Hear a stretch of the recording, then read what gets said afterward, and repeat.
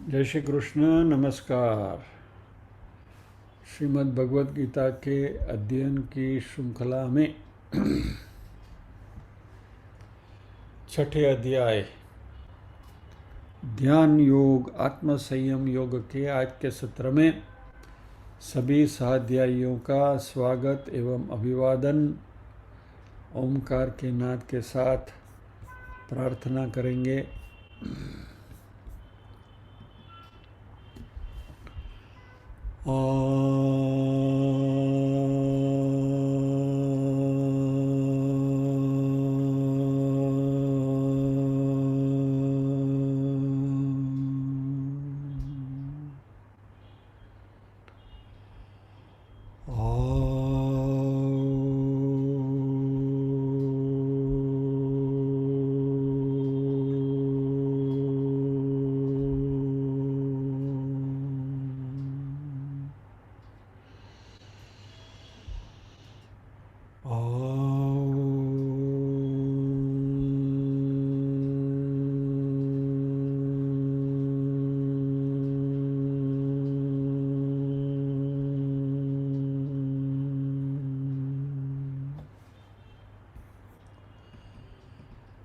वक्रतुंड महाकाय सूर्यकोटिसमप्रभ निर्विघ्नं कुरु मे देव सर्वकार्येषु सर्वदा। या कुन्देन्दुतुषारहारधवला या शुभ्रवस्त्रावृता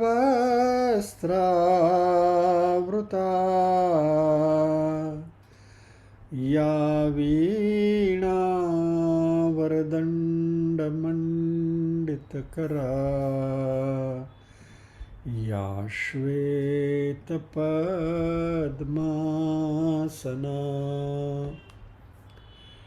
या ब्रह्माच्युतशङ्करप्रभृतिभिर्देवैः सदा वन्दिता। सा मां पातु सरस्वती भगवती निःशेषजाड्यापहा।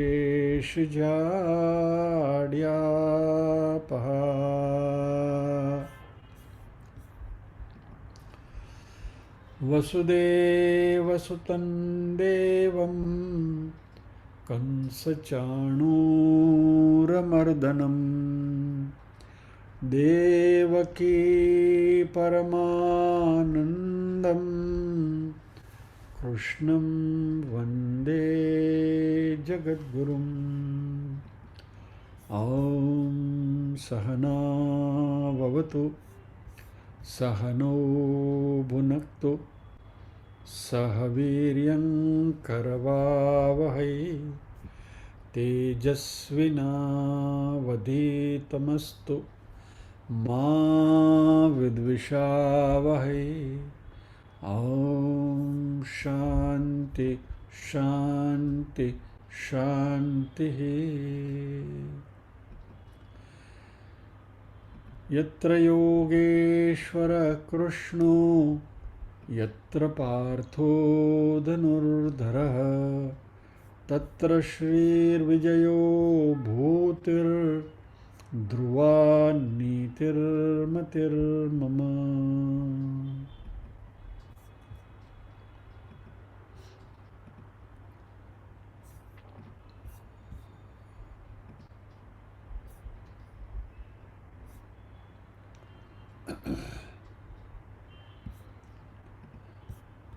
આજે મને ભગવદ્ ગીતા ચડી છે એટલે હું પારાયણ કરીશ.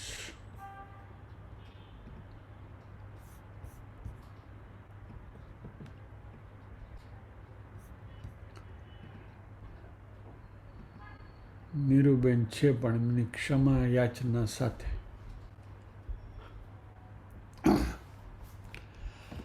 ओम श्री परमात्मने नमः। अथ षष्ठोऽध्यायः। श्रीभगवानुवाच अनाश्रितकर्मफलं कार्यं कर्म करोति यः स सन्न्यासी च योगी च न निरग्निर्न चाक्रियः। यं सन्न्यासमिति प्राहुर्योगं तं विद्धि पाण्डव। न ह्यसन्न्यस्तसङ्कल्पो योगी भवति कश्चन। आरुरुक्षोर्मुनेर्योगं कर्म कारणमुच्यते। योगारूढस्य तस्यैव शम कारणमुच्यते।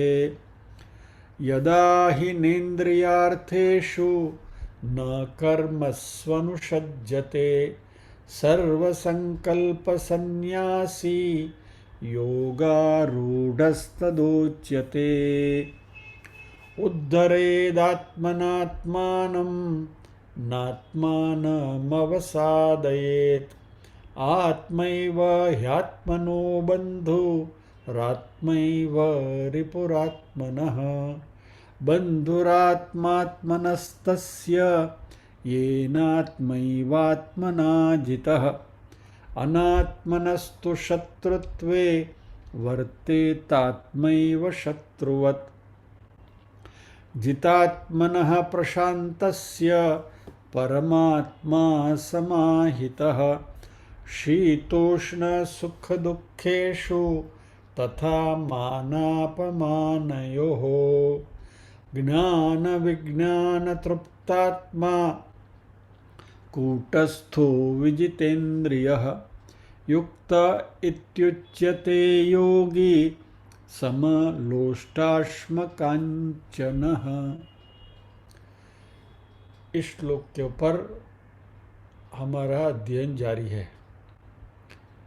ज्ञान विज्ञान तृप्तात्मा कूटस्थः विजितेन्द्रियः युक्तः इति उच्यते योगी समलोष्ट अश्मकाञ्चनः। जो ज्ञान और विज्ञान से जो तृप्त है, जो कूटस्थ है यानी कि जो स्थिर है, जो विजितेंद्रिय है, जिसने विशेष प्रकार से अपनी इंद्रियों के ऊपर विजय प्राप्त किया है। युक्त यानी कि जो हमेशा परमात्मा के साथ जुड़ा हुआ है। और समलोष्ट अश्म कांचन, जो लोष्ट यानी मट्टी का ढेला, ढेफो माटीनो। अश्म यानी दगड़ पत्थर, और कांचन यानी सुवर्ण। तो मिट्टी का ढेला, पत्थर और सुवर्ण, ये तीनों में जिसकी समदृष्टि है उसको योगी उच्यते, उसको योगी कहा गया है, उसको योगी कहते हैं।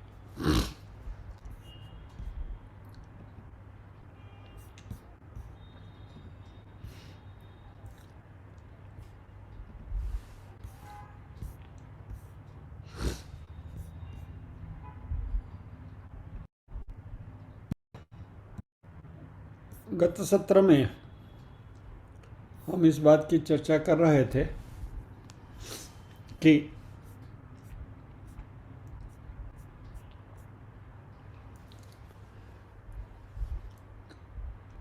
हम अपने आप को शरीर समझे या तो आत्मा समझे। और ज्ञान विज्ञान तृप्तात्मा, तो उसमें हमने क्या कहा था कि मुझे मेरा जो आइडेंटिफिकेशन है उसको शिफ्ट करना है। ज्ञान क्या था कि मैं शरीर हूँ और मेरे साथ चैतन्य जुड़ा हुआ है, विज्ञान है। और विज्ञान क्या है, मैं चैतन्य हूँ और शरीर मेरे लिए एक मात्र इंस्ट्रूमेंट है, एक साधन है। इस संसार के साथ व्यवहार करने के लिए। तो कोई कहेंगे कि भाई अभी मुझे शरीर है, उससे ठीक है, खा पी के मौज करते हैं, ये आत्मा वात्मा के चक्कर में पड़ना क्यों? ये सब वापस वो अध्यात्म की झंझट में भगवत गीता के क्लास में आ जाओ, फिर उसमें से उपनिषद सुनो, और फिर बाद में आप विवेक चूड़ामणि में भी घुमा के लेके आते हो, और फिर इधर जाते हो उधर जाते हो, कहीं ना कहीं भटकाते हो। ये सब धंधा करे क्यों? हम शरीर से मस्त है, मौज में हैं, और मुझे कोई आत्मा के साथ संबंध बना नहीं है, मेरी कोई उसमें कोई रुचि नहीं है क्या? तो यदि आपको आपके शरीर के साथ तादात्म्य रखते हुए में आनंद आ रहा है, मज़ा आ रहा है, खा पी के मौज करना है, तो वेदांत कहते हैं कि बेस्ट लक टू यू, शुभम भवतु, आपका कल्याण हो। लेकिन यदि आप ये करेंगे तो सबसे पहले मृत्यु का डर,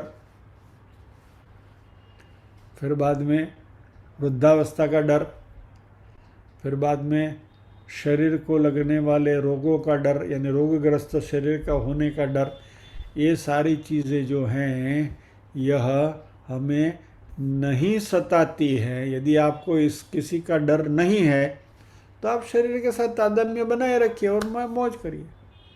लेकिन यदि आपको इन चीज़ों से तकलीफ है, इस चीज़ों से डर है, तो फिर आपको वेदांत के पास आना पड़ेगा।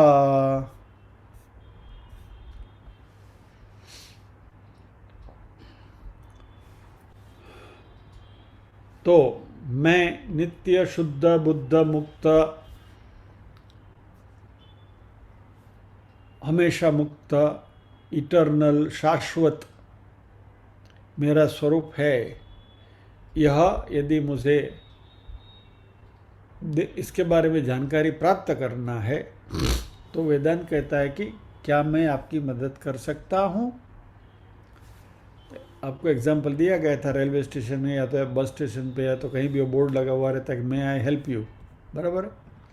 तो वहाँ जो व्यक्ति बैठा रहता है या तो जो महिला बैठी रहती है, लिखा हुआ है मैं आई हेल्प यू, लेकिन यदि आपको किसी भी जानकारी चाहिए तो आपको मी आई हेल्प यू के काउंटर पे जाना पड़ता है। मी आई हेल्प यू के काउंटर में जो आदमी या तो जो बहन बैठी हैं वो आपके पीछे दौड़ेंगे नहीं कि चलो चलो आपको क्या चाहिए, मैं आपकी मदद कर सकता हूँ या कर सकती हूँ। नहीं, वेदांत आपकी मदद करने के लिए तैयार है, लेकिन वेदांत ने मी आई हेल्प यू का बोर्ड लगा के रखा है। आपको वेदांत के काउंटर पे आपको आना पड़ेगा, वेदांत आपके पीछे नहीं दौड़ेगा। लेकिन ये जो 3 चीज़ें बताई, मृत्यु का भय, वृद्धावस्था का भय, शरीर को बीमार होने का भय, और भी बहुत सारे संसार के भय हैं, उनसे यदि आपको मुक्त होना है तो आप इस वेदांत के काउंटर पे आइए और यहाँ आपको ये सॉल्यूशन बताया जाएगा कि आप आपके आत्मस्वरूप की अनुभूति करिए। और एक बार आत्मस्वरूप की अनुभूति हो गई तो क्या फ़ायदा है? मजा मजा, मौज। फिर मृत्यु का डर नहीं, वृद्धावस्था का डर नहीं, रोगग्रस्त शरीर का भी डर नहीं, क्योंकि आपने ज्ञान भी प्राप्त किया, विज्ञान भी प्राप्त किया कि मैं तो आत्मा हूँ, शरीर नहीं हूँ। जितना कहना आसान है उतना निधि ध्यासन करना नहीं है।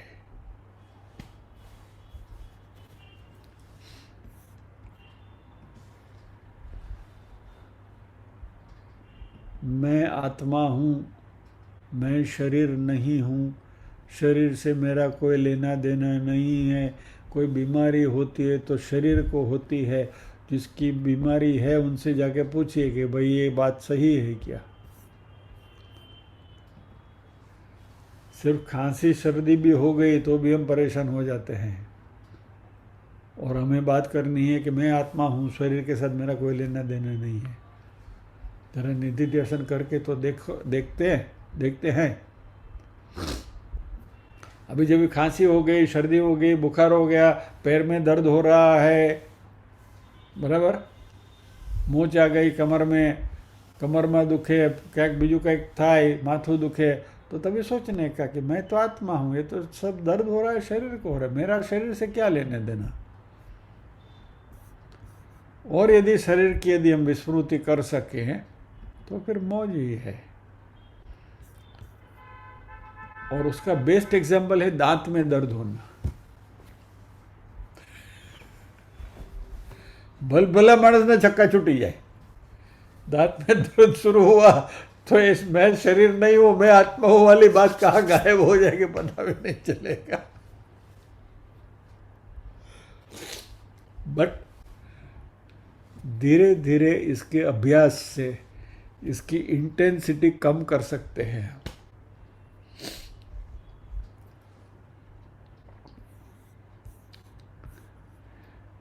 ये दांत की बात मुझे याद इसलिए आई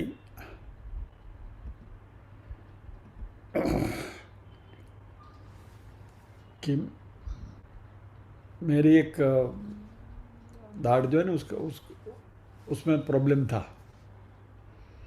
और फिर वो रूट कैनाल वगैरह के चक्कर में जाना पड़ा। तो फिर बाद में प्रिकॉशन रखा कि आ धंधो बीजी बार करवानो नहीं,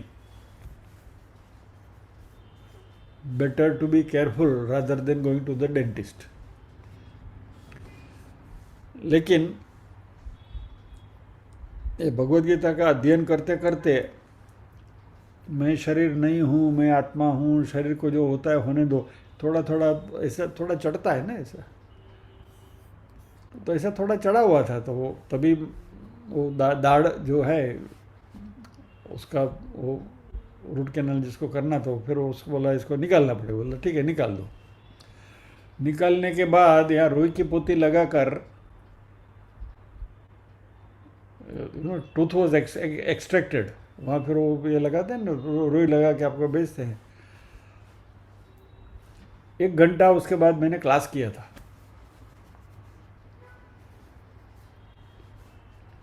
बोला नहीं अभी हो गया, गया वो जो दर्द कर रहा था उसको निकाल दिया, बात खत्म हो गया। अभी रुई है तो है अपनी जगह पर पड़ी है, उसको लगा। 1 घंटा क्लास किया था।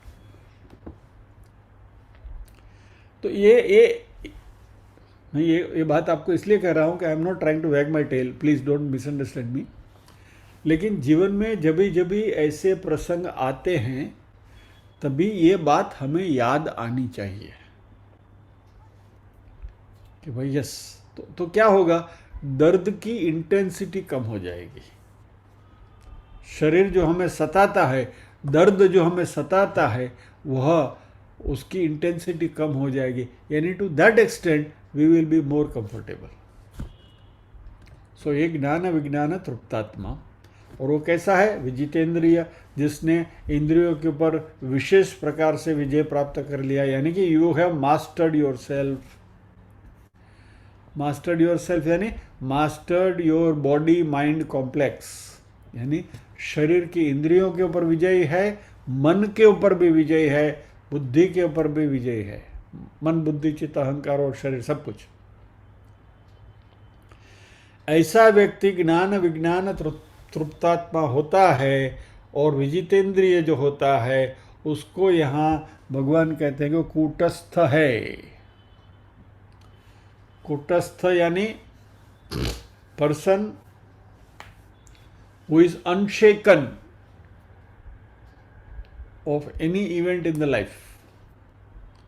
कोई भी प्रश्न हमारे सामने उपस्थित हो जाए, हम विचलित नहीं होंगे। और ये कहना यहाँ ज़रूरी इसलिए है कूटस्थ की बात,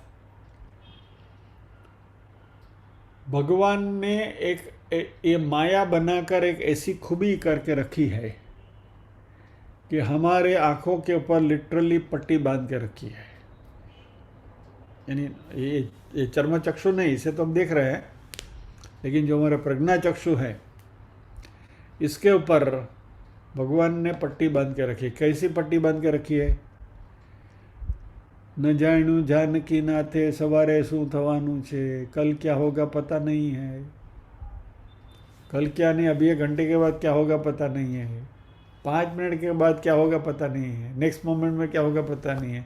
भगवत गीता का क्लास करते करते यहाँ बैठा आपसे बात कर रहा हूँ, अभी इधर बैठे बैठे टपक गया, पता नहीं है। Who knows, everything is uncertain. और इसलिए अंग्रेजी में एक बहुत अच्छी बात है कि anything that is certain in the life is uncertainty.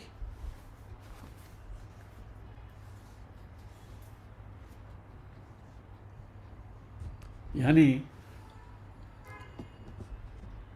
जीवन पूरा अनप्रेडिक्टेबल है, और कुछ कुछ चीजें प्रेडिक्टेबल भी हैं, लेकिन उसके ऊपर हमारा कंट्रोल नहीं है।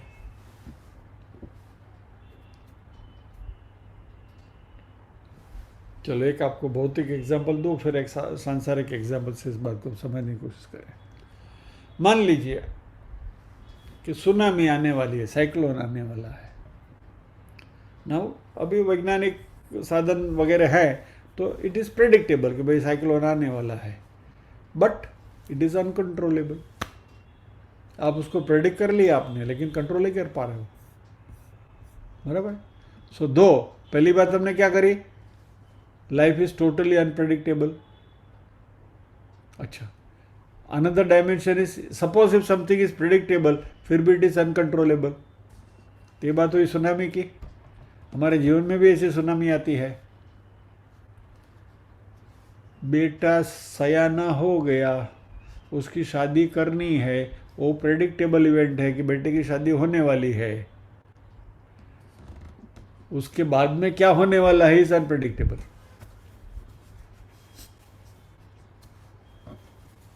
घर में जो बहुरानी आएगी वो क्या करेगी उसके ऊपर यू कैन नॉट प्रेडिक्ट। तो बच्चे की शादी तय है, दैट इज प्रेडिक्टेबल इवेंट। घर में वो बहू आएगी, प्रेडिक्टेबल। पुढे काय माहित नाही। Uncertainty is basic ingredient of the life, और इसकी वजह से क्या होती है, कांस्टेंट एंजाइटी और शॉक भी होता है। और आजकल तो माहौल इतना बदल गया है, आजकल के युवकों में, कि love at first sight, diverse at first fight.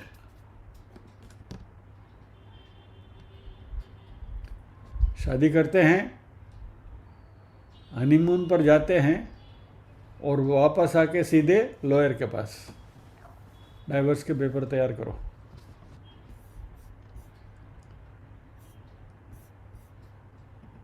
ये आजकल का ज़माना है, अनप्रेडिक्टेबल, क्या होगा पता ही नहीं। तो कृष्ण कहते हैं कि ये सारी अनसर्टेनिटी के सामने, जो अनप्रेडिक्टेबल संसार है, उसके सामने आपके पास मात्र और मात्र एक ही कवच है, बख्तर एक ही है, और वो कवच है ज्ञान का, विजडम। और जब भी आपके पास ये ज्ञान होगा तो आप कूटस्थ यानी कि अडिग रह सकते हो, अड़खम रह पाएंगे। ये जो कुटस्थ वाली बात है ना, स्थिर रहने की, स्थिरता की जो बात है, वह हमारे रिलीजियस रिचुअल्स में भी in a different manner it has been brought in. जब भी बेटे का यज्ञोपवीत संस्कार होता है, और दूसरा जब भी शादी का जो माहौल, पाणी ग्रहण का जो प्रसंग है, बराबर, दोनों समय में ये विधि है। और वैसे तो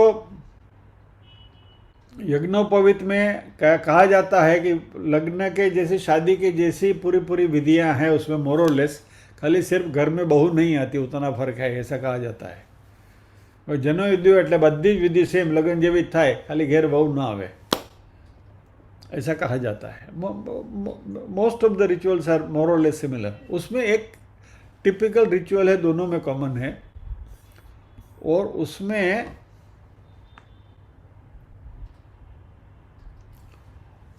बटुक का जब भी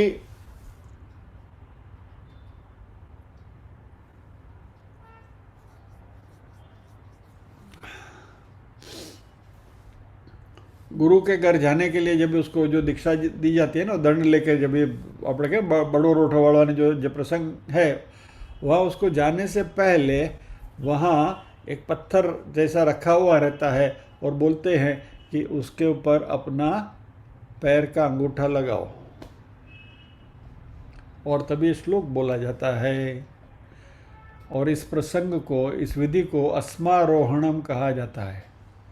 अस्म यानी पत्थर, अभी अभी हमने देखा समलोष्टाश्म कांचन, तो ये अश्मारोहणम यानी पत्थर के ऊपर आरोहण करना, ये यज्ञोपवीत में विधि है। वैसी ही विधि लग्न में भी है। जब भी फेरे फिरते हैं ना, तभी पुरोहित ये मंत्र बोलते हैं कि आतिष्ठा इमाम अस्मानम, इस पत्थर को आप को छूना है, यानी you step on this stone. और फिर कहा जाता है कि अस्म इव त्वाम शिरो भव, यानी तुम्हारा मन जो है वह इस पत्थर के जैसा दृढ़ीभूत बनो। Your mind be so strong like a rock of Gibraltar, कि जीवन में कोई भी परिस्थितियाँ, विषम परिस्थितियाँ आएँ तो भी आप डिगेंगे नहीं। बच्चे के केस में क्या है, वो गुरुकुल जा रहा है, तो वहाँ की सारी जो परिस्थितियाँ हैं अननोन है, he is going to an unknown environment, तो वहाँ उसको, बच्चे को, बालक है तो उसको वहाँ जाकर एडजस्ट करना है, इसलिए ये अस्मारोहण की क्रिया है। और शादी के समय पर घर में जब भी बहू आती है तभी भी ये विधि करी जाती है। और बहू के केस में तो क्या है, जैसे ही अपना मायके छोड़कर ससुराल में आती है तो पूरा एक नया सेट लग जाता है। काका जी, मामा जी, फूआ जी, फला जी, ढिकड़ा जी, सारे जी लग जाते हैं, तो सबको संभालना होता है उसको। यानी अनसर्टेनिटीज का कोई लिमिट ही नहीं है।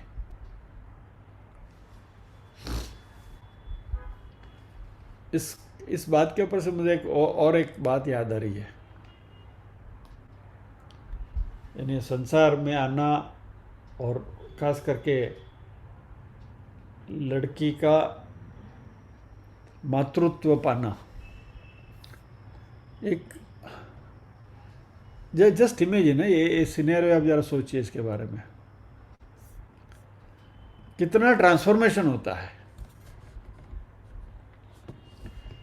मायके में जब भी लड़की पढ़ रही है, बेटी पढ़ रही है, ग्रेजुएशन कर रही है, बराबर, एग्जामिनेशन के टाइम पर वह अलार्म लगा के सोती है रात को उठ के अभ्यास करने के लिए, बराबर है। अलार्म पूरा बज जाता है, बेटी जागती नहीं, सोती रहती है। तो फिर माँ क्या करती है, उसको जगाती है, उसको चाय पिलाती है, फिर उसका मुंह धो के तुम बैठो, उसका फिर ध्यान रखते हैं, फिर वो अभ्यास करती है, बराबर। यानी ये बेटी जब भी मायके में होती है तभी अलार्म बजता है, फिर भी उसकी नींद खुलती नहीं है, उसको किसी ने जगाना पड़ता है। वही बेटी जब भी माँ बनती है, बाजू में बच्चा सोया हुआ है, बच्चे की जरा कणासवानो आवाज बच्चा करेगा ना, माँ जाग जाती है। और ये ट्रांसफॉर्मेशन 2 या 3 साल में ही हो जाता है, शादी के बाद 2 साल में माँ बन जाती है, बराबर। So before 2 years the same girl alarm बजने के बाद भी नगाड़े बजाओ तो भी जागेगी नहीं। वही बेटी, वही बच्ची जब भी माँ बन जाती है, बच्चे की जरा सी आवाज़ होती है, उड़ जाती है। ये संसार की अनसर्टेनिटीज है कि क्या होगा पता नहीं है, you don't know what is going to happen. और इसमें आपको स्थिर रहना है, इसके लिए अस्मारोहण की प्रथा एक एज ए टोकन, सिंबॉलिकली ये प्रथा हमारे में रखी गई है कि अभी आप शादी करके गृहस्थाश्रम में जा रहे हो, अनसर्टेनिटीज की कोई लिमिट नहीं होगी, you have to be prepared for it.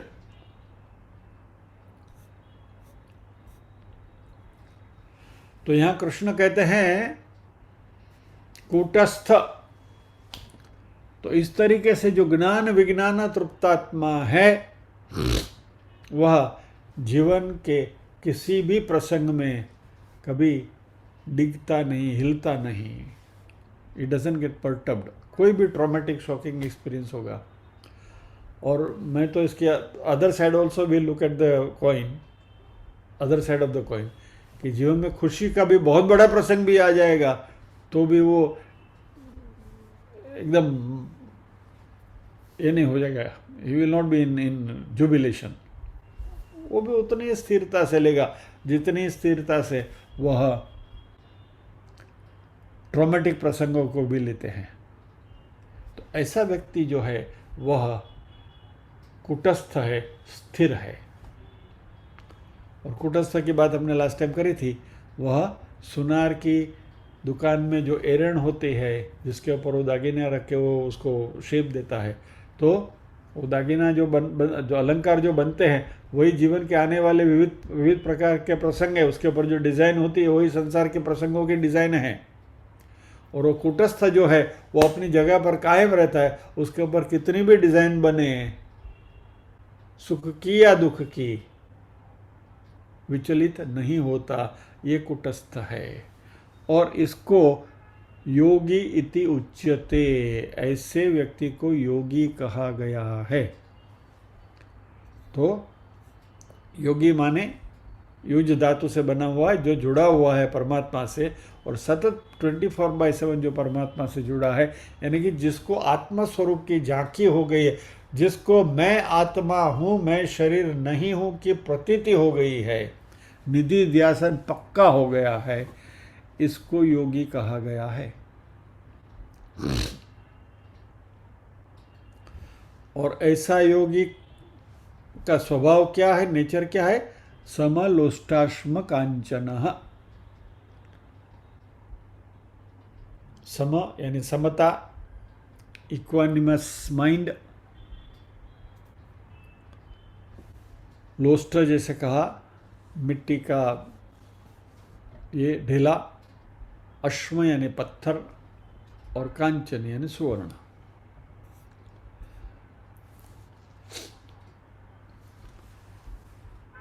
अभी उसका समत्व है यानी उसका अर्थ क्या?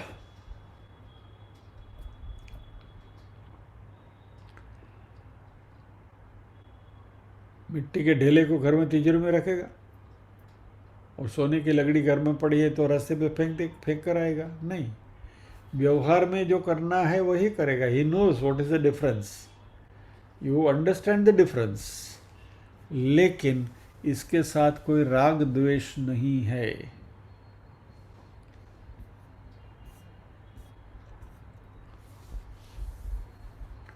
राग द्वेष क्या होता है?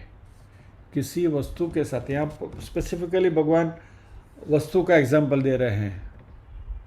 लोष्टाश्म कांचन, तीनों वस्तुएं हैं। अब ये तीनों वस्तुओं से यदि हमारा राग हो गया, अटैचमेंट हो गया, तो वस्तु जितनी मूल्यवान उतना हमारा स्टेटस बढ़ेगा। मेरा राग सुवर्ण में ज़्यादा है तो मैं सुवर्ण ज़्यादा एक्यूमुलेट करने की कोशिश करूँगा, और मेरे पास ज़्यादा सुवर्ण आएगा तो मैं धनवान बनूँगा और इससे मेरा स्टेटस बढ़ेगा। मैं घर में मिट्टी जमा करके स्टेटस नहीं बढ़ा सकता।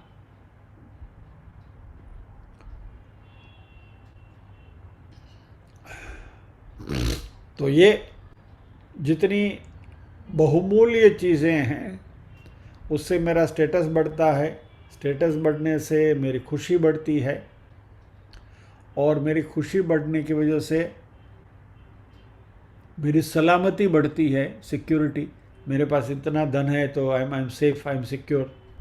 इससे मुझे कुछ पूर्णत्व का अंदाज़ होता है कि हाँ, मेरे पास बहुत कुछ है, और इसलिए इसमें मेरा राग बना रहता है।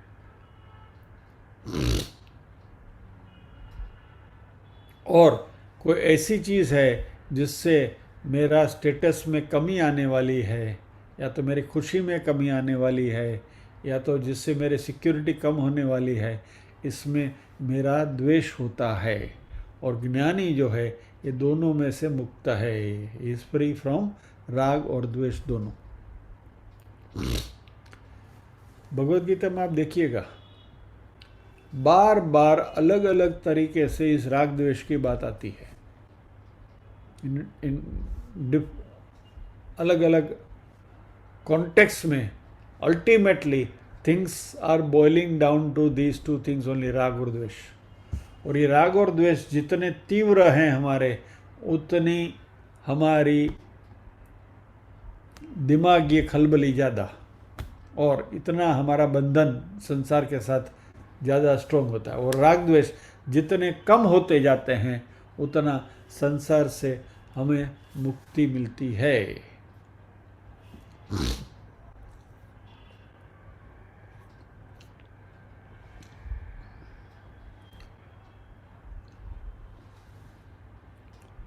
तो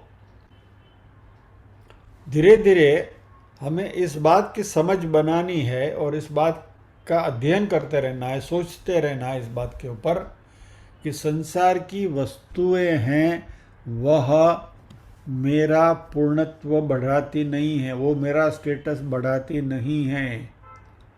ये सारी चीज़ें जो हैं वो शरीर के लिए काम की है, और मैं तो आत्मा स्वरूप हूँ, मुझे इससे कोई लेना देना नहीं है। यानी कि मेरा जो पूर्णत्व है वह मेरी आत्म तत्व की जानकारी से मुझे प्राप्त होता है, और वो आनंद जो है आत्मानंद, वो कुछ अलग प्रकार का है। और फिर जो पूर्णत्व का जो भाव आता है, आपोर्यमाणम अचलम प्रतिष्ठम, बराबर दूसरे अध्याय में भगवान ने कहा है कि जैसे समुद्र पूरा भरा हुआ रहता है, वह कभी भी अपनी सतह छोड़ता नहीं है, it remains with in its limit.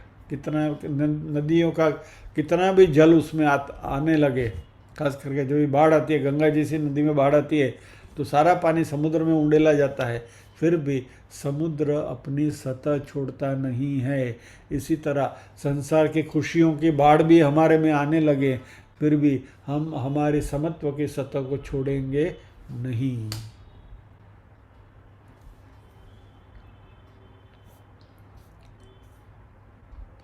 और इसलिए चीज़ें आती हैं जाती हैं, आगते स्वागतम कुर्यात, गच्छन्तम न निवारयेत। आया तो आने दो, गया तो जाने दो।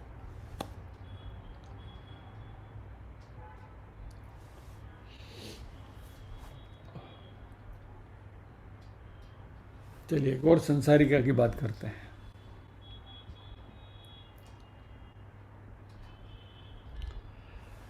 जब भी गृहस्थाश्रम में जब भी हम बनते हैं, तो जब भी हमारी प्रजा हुई, बच्चे हुए, तो हमें खुशी होती है।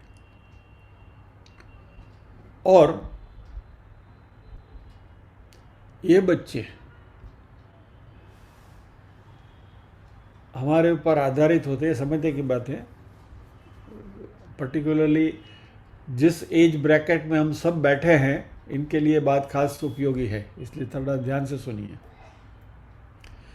जब भी हमारे बच्चे हुए, उनका हमने लालन पालन किया, तो उसमें हमें खुशी मिली, वी वर वेरी हैप्पी।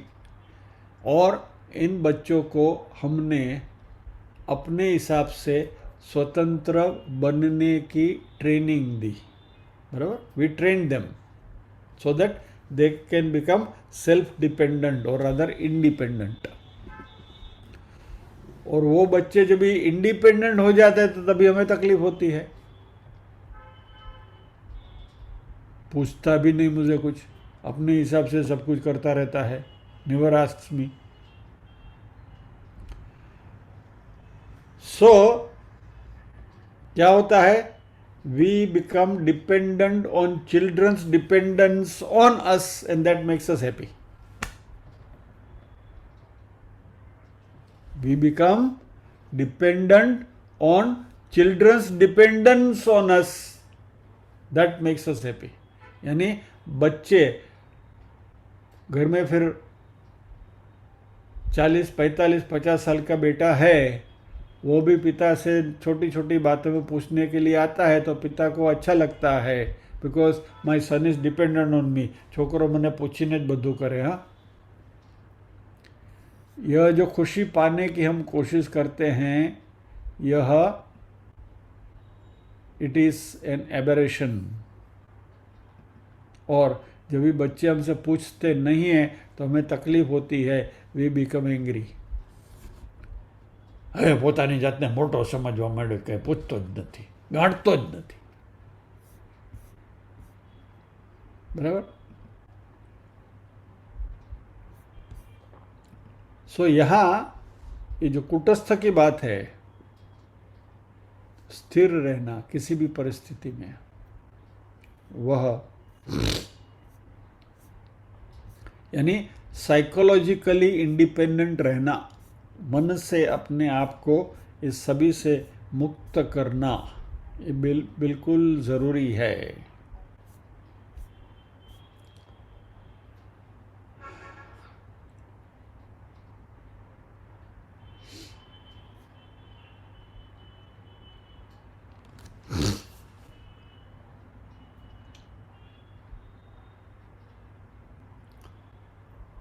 तो जैसे अलंकार स्वर्ण के होते हैं, वह अपने नाम रूप से अलग अलग दिखाई देते हैं, लेकिन उसका बेसिक कंस्टिट्यूएंट जो एलिमेंट है वो स्वर्ण है, गोल्ड है. बराबर. नरसिंह मेहता ने कहा है ना, घाट गढ़्या પછી नाम रूप जुजवा, अंते तो हेमनु हेम होए. अंत में तो वो स्वर्ण ही है. इस बात को यदि हम देखें तो हमारी दृष्टि अलग अलग अहंकारों को देखने के बावजूद भी उसमें रहे स्वर्ण के ऊपर ही जैसे होती है, वैसे संसार में भी इस अलग अलग नाम रूप धारण किए हुए दागीना नमूना सब दिखते हैं हमारे सामने. उसके सबके अंदर जो बेसिक कंस्टिट्यूएंट एलिमेंट जो है वो आत्मस्वरूप या तो परमात्मा तत्व है, उसी के ऊपर यदि हमारी दृष्टि रहेगी तो हम सही ज्ञानी कहलाएंगे. और फिर जब ये बात बनेगी तभी समलोष्टाश्म कांचन जो है उसको समझने में हमें तकलीफ नहीं होगी. 5वें अध्याय में भगवान ने कहा था 18वें श्लोक में, विद्या विनय संपन्ने ब्राह्मणे गवि हस्तिनी शुनि चैव स्वपाके च पंडिता समदर्शिनः. बराबर है. ये बात हमने वहीं भी चर्चा करी थी. विद्या विनय संपन्ने, जब भी विनय युक्त विद्या जब भी प्राप्त होती है, विनय के साथ विद्या जब भी प्राप्त होती है, तभी ब्राह्मणे गवि हस्तिनी शुनि चैव श्वपाके च पंडितः समदर्शिनः.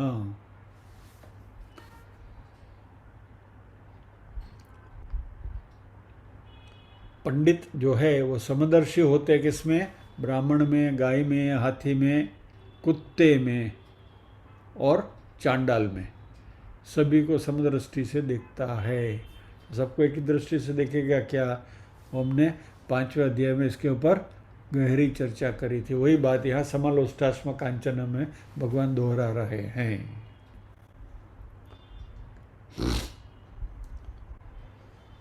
तो ये जो समदर्शन है, ये चेंज ऑफ पर्सपेक्टिव जो है, यानी कि ये समलोष्टाश्म कांचन में क्या है कि हमें इन सब के अंदर, उसके बीच में अंदर जो समाया हुआ मूल तत्व, जो परमात्मा तत्व है, उसको देखने की दृष्टि डेवलप करनी होगी।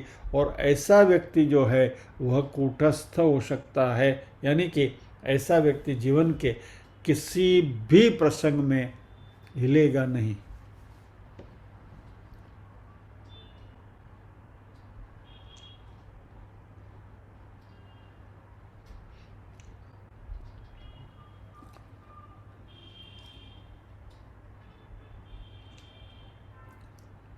एक बड़े विद्वान श्रीमंत महाशय एक नगर में रहते थे, नगर सेठ थे, और काफ़ी अध्यात्म का अध्ययन भी उन्होंने किया था। तो ये समलोष्टाश्म कांचन वाली बात है, वो उन्होंने कई हद तक आत्मसात भी करी थी। और वो कहीं बाहर सफ़र पे गए हुए थे और आए, और स्टेशन पे जब उतरे और घर जा रहे थे तो रास्ते में कोई उनको मिला और उनसे कहा कि अरे सेठ, दौड़ो दौड़ो, जल्दी दौड़ो, आपकी हवेली जल रही है, आपका घर जल रहा है। तो पहले तो उनके मुंह में से शब्द क्या निकला? व्हाट? क्या हुआ? और immediately composed himself, then he said, so what? तो क्या?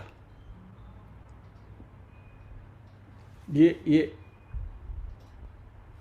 कुटस्थ भाव है ये, कि एक सेकंड पहले नेचुरली पहले व्हाट ऐसा निकल गया, लेकिन इमीडिएटली कंपोजेस हिमसेल्फ एंड से सो व्हाट, ठीक है, गया तो गया। जनक राजा के केस में भी ये दृष्टांत है। याज्ञवल्क्य जी उनके शिष्यों के साथ आए थे। बृहदारण्यक उपनिषद में है शायद ये उदाहरण, कि याज्ञवल्क्य जी के शिष्यगण जो थे वह अपने गुरु याज्ञवल्क्य जी से कहा करते थे कि आप जनक जी का हमें उदाहरण देते हैं और उनके गुणगान गाते हैं, जनक वैदेही हैं ऐसे बोलते हैं आप, और कहते हैं कि वो कूटस्थ हैं, किसी भी परिस्थिति में विचलित नहीं होते, उसका उदाहरण वगैरह दे रहे, बट वो तो राजा है, और इतने बड़े राजा कभी किसी कोई चीज़ से विचलित नहीं होंगे, उनको किसी में राग नहीं है, द्वेष नहीं, ऐसा कैसे आप बात करते हैं? याज्ञवल्क्य जी ने कहा कि ठीक है, उसके बारे में हम जनक जी से ही जाकर पूछेंगे। कैसा कुछ उन्होंने, याज्ञवल्क्य जी ने एक प्रसंग बनाया, जनक जी से कहा कि भाई आपके यहाँ एक बड़ा यज्ञ का आयोजन करो। जनक जी ने बड़ी खुशी से कहा कि आइए, अभी याज्ञवल्क्य जी यज्ञ करने के लिए आ रहे हैं तो मना क्यों करें। तो याज्ञवल्क्य अपने शिष्यगण के साथ जनक राजा के यहाँ आए और सबके लिए कुटिया वगैरह बनाई गई, यज्ञशाला बन गई, यज्ञ का प्रारंभ हुआ। और जब यज्ञ हो रहा था तो किसी ने आके कहा कि भाई दौड़ो दौड़ो, जल्दी दौड़ो, आग लगी है, और बहुत तेजी से फैल रही है। यज्ञ करने के लिए जो सब याज्ञवल्क्य जी के जो शिष्यगण जो बैठे थे, अभी उनके पास तो क्या था, कुछ नहीं था, खाली कॉपी थी, एक दो लंगोटी थी जो वहाँ टांगी हुई थी, फिर भी दौड़े, अरे मेरी कुटिया में आग लगी, मेरी कुटिया में आग लगी। और जनक बैठे ऐसे यज्ञ चल रहा है। याज्ञवल्क्य बोला आपको आपका महल जल रहा है। बोला सो व्हाट? मिथिलायाम प्रदिग्धानाम, सॉरी अभी वो फ्रेज मुझे याद नहीं है, जनक का बहुत फेमस फ्रेज है कि मिथिला जल रही है तो क्या, मुझे क्या फ़र्क पड़ता है, वो है मेरे स्टाफ है, they will take care of it, वहाँ पूरी व्यवस्था है, जिसको देखना है देख लेगा, वो उसको जल रहा है तो जल जाएगी। याज्ञवल्क्य जी ने अपने शिष्यों को बोला कि देखो, इसको बोलते हैं समलोष्टाश्म कांचना, या तो इसको कूटस्थता कहते हैं। तो ये इनर ट्रांसफॉर्मेशन, ये सारे उदाहरण हम इसलिए यहाँ इसकी चर्चा कर रहे हैं कि ये चीज़ें हमारे में कुछ अंश तक भी यदि आ जाएं तो हमारे जीवन में जो कुछ उबड़ खाबड़ जो प्रसंग आते हैं, जो भी डिस्टर्ब करने वाले ट्रॉमेटिक प्रसंग आते हैं, तो बहुत खुशी के भी प्रसंग आते हैं, तो ये हमें विचलित नहीं करेंगे, यानी वी विल रिमेन अनशेकन।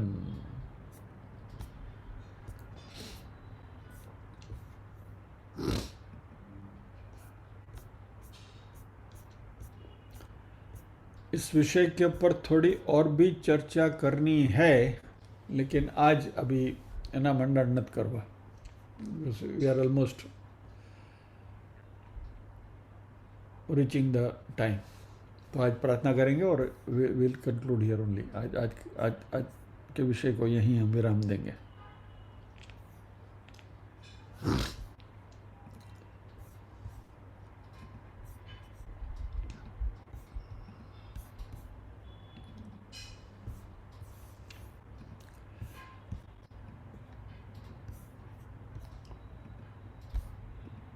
ओम असतो मा सद्गमय तमसो मा ज्योतिर्गमय मृत्योर्मा अमृतं गमय। सर्वेषां स्वस्तिर्भवतु, सर्वेषां शान्तिर्भवतु, सर्वेषां मङ्गलं भवतु, सर्वेषां पूर्णं भवतु। लोकाः समस्ताः सुखिनो भवन्तु, लोकाः समस्ताः सुखिनो भवन्तु।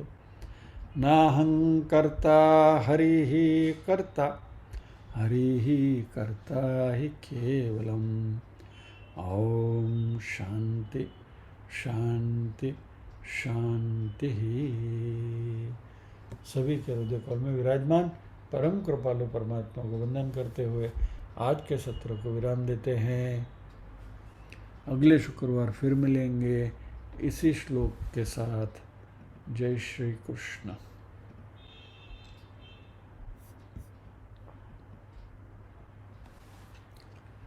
अभी घर में चहीती सब्जी न मिले, રીંગણાના શાકને બદલે દૂધિયાનું શાક થઈ જાય